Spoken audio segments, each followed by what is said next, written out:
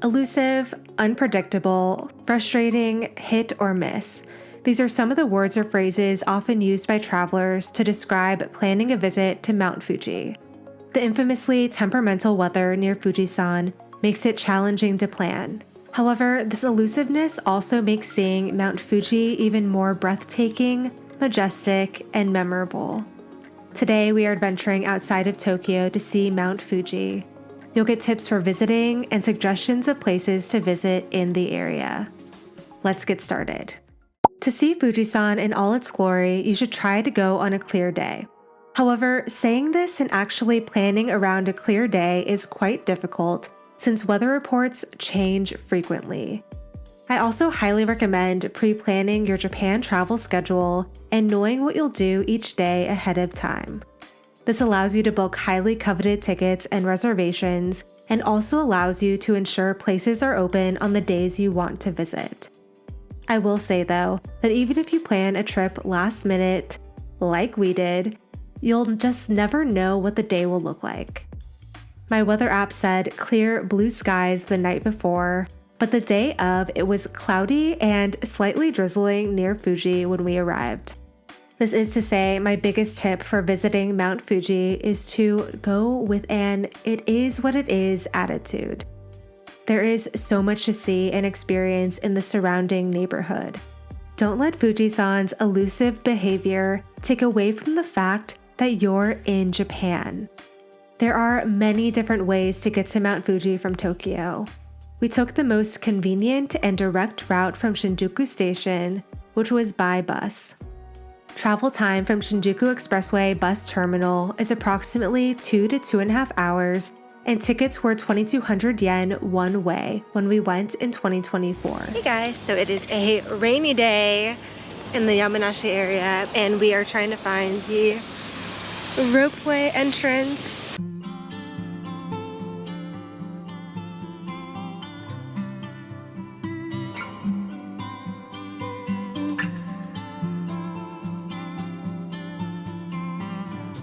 The next stop we made was to the Mount Fuji Panoramic Ropeway.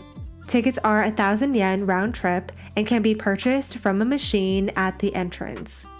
The Panoramic Ropeway was initially called the Kachikachi Ropeway.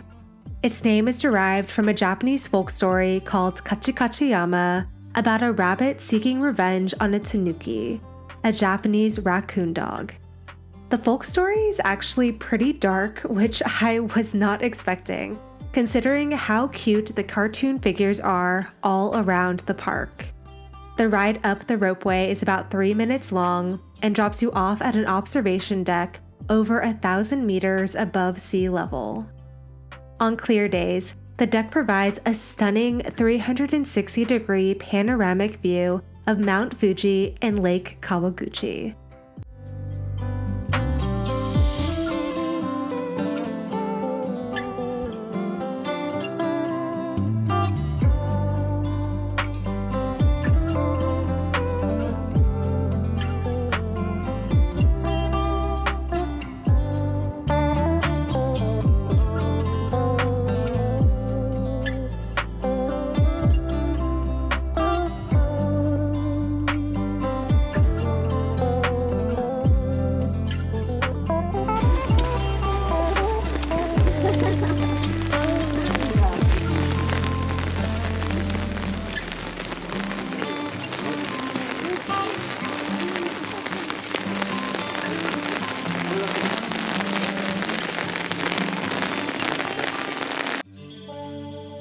It started pouring rain by the time we reached the deck, but thankfully, there was a place to grab some food while we waited out the rain.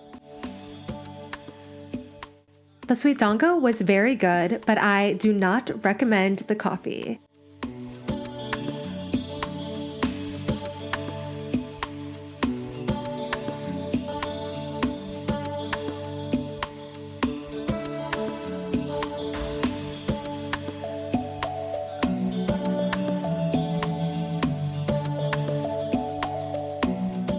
The observation deck usually gives you a clear, unobstructed view of the Fuji 5 lakes and the surrounding mountains.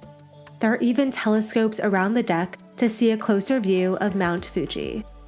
You'll also find hiking trails that lead up to Mount Tenjo, which provides a different viewing perspective of Fujisan and Lake Kawaguchi. Near the cafe, there's a small shop where you can buy Fuji-themed snacks and souvenirs.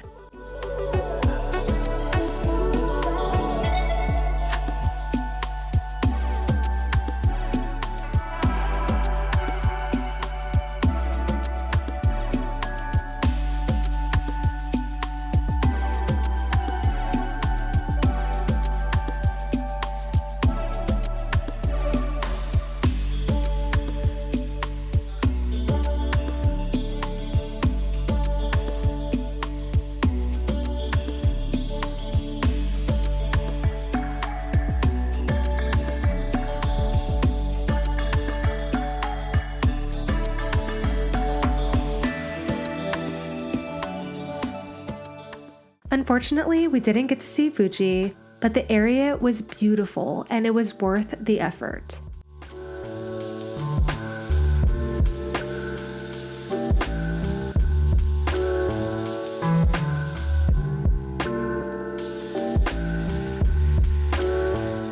As we walked down towards Lake Kawaguchi, we stumbled upon Fujiyama Cookie, a small local shop that sells soft, buttery cookies shaped like Mount Fuji.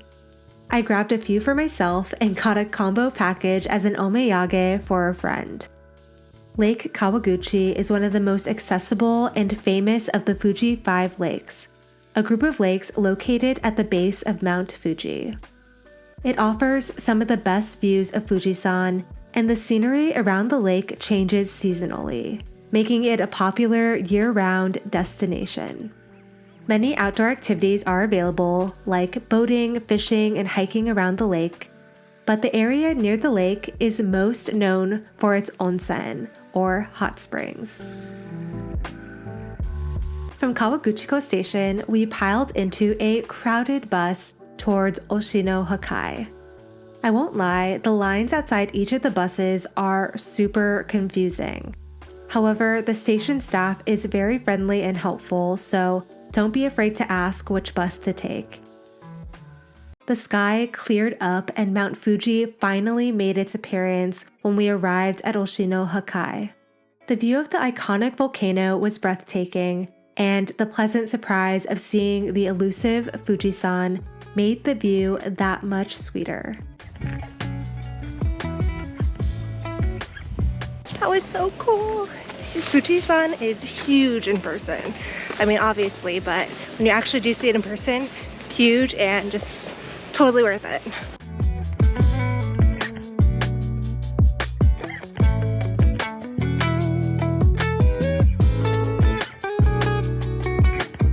It was so cool seeing Mount Fuji, and what made it even better was that I got to experience it for the first time with my dad.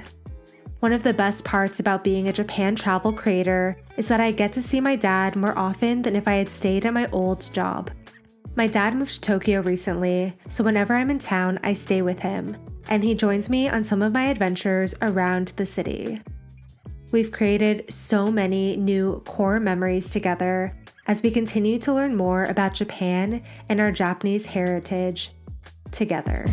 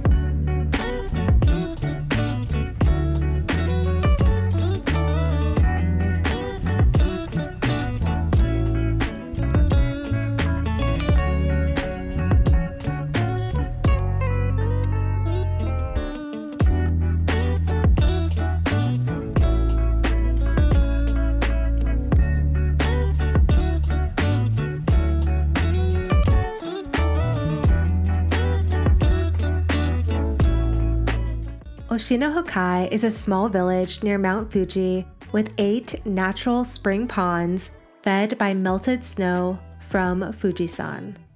The water in the ponds is exceptionally pure because of a natural filtration process that takes decades, maybe even centuries, as the snow filters through Fuji's volcanic rock. The ponds are considered holy and a place for people to stop during their pilgrimage to purify themselves before their sacred journey up the mountain. Oshino Hakkai is a well-preserved cultural heritage site with buildings that were popular in rural areas during the Edo period. Some buildings have maintained their original structure but have been converted into shops, cultural museums, and restaurants. Food-wise, the area is known for its fresh buckwheat soba noodles, which are made with fresh spring water. Oshino Hakkai is a popular tourist destination, so it gets crowded.